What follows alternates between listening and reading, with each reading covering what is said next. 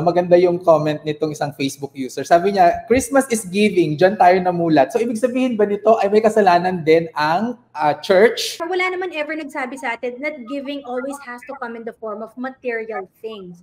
Yes. And especially not expensive material things. Ang pinakasigat na regalo fashion and shoes. It just makes us feel good na maganda yung regalo natin. Kailangan mag-iba yung perspective natin. Kasi nga, culturally, we're not wired to say no.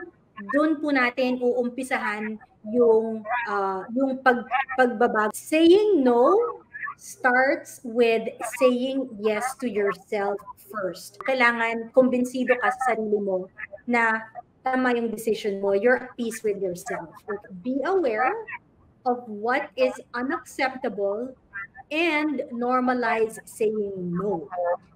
Do what is best for you and know that it is not your responsibility to sacrifice yourself for others. Actually, yan yung isa talaga na kailangan nating ma-practice bilang Pilipino. Yung direkta tayong magsasabi ng no at hindi natin masyadong iisipin na, naku, baka masaktan siya. Kasi kapag mag-yes tayo tapos di naman tayo tutupad sa usapan, di ba mas nakakahiya yun?